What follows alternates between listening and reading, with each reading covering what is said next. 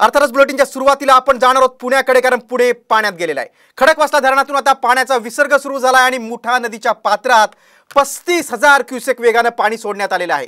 या क्षणाची सर्वात मोठी सामटीवर बातमी पाहता तुम्ही। त्यामुळे पुन्हा एकदा सिंहगड रोड परिसरातील एकता नगर भागात आता पाणी शिरायला सुरुवात झाली आहे। काही वेळापूर्वीच पालकमंत्री अजित पवार यांनी देखील मुक्तानगर भागातून जाऊन पूर परिस्थितीची पाहणी केली होती। एकता नगरमध्ये गुडघावर पाणी साचलं आणि या ठिकाणी आता एनडीआरएफची टीम देखील तैनात करण्यात आली आहे। पुण्यामध्ये धोधो पाऊस बरसलाय, अनेक ठिकाणी सकल भागात पाणी साचलंय, त्यात खडकवासल्यातून पाणी सोडलं जातंय, त्यामुळे नदीकाठच्या नागरिकांना देखील सतर्कतेचा इशारा दिलेला आहे।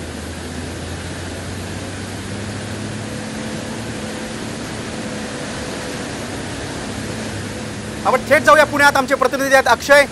आपण बघतोय की धरण परिसरात 100 मिलीमीटर आणि घाट पातळीवर जवळजवळ 200 मिलीमीटर पाऊस झालेला आहे आणि आता खडकवासल्यातून पाणी सोडलं जातंय। काय सद्यस्थिती आहे पुण्यामध्ये?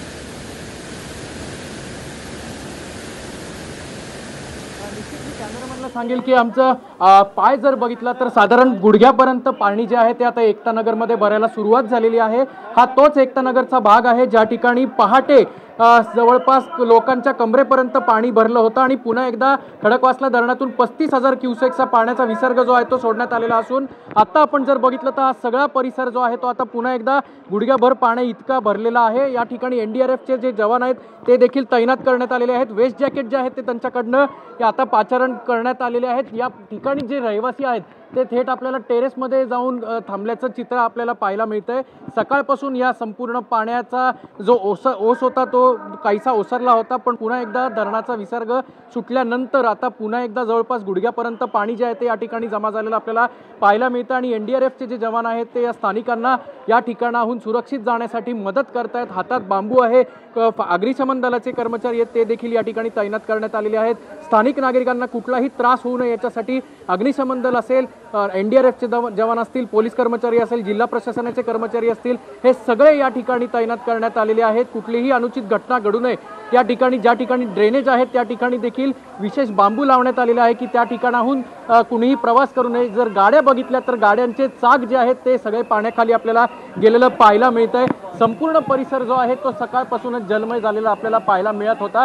स्थानिक कार्यकर्ते जे आहेत, स्थानिक रहिवासी जे आहेत ते देखील या ठिकाणी आहेत। काय सांगाल, कुठे राहताय तुम्ही, किती वेळापासून या ठिकाणावर होतात? सर, मी एकता मंत्रिमंडळाचा अध्यक्ष आहे। आम्ही रात्री 3 वाजल्यापासून आम्ही इथं खाली आलो, आम्हाला कुठलीही सूचना भेटली नाही, पाणी येणार वगैरे काही नाही।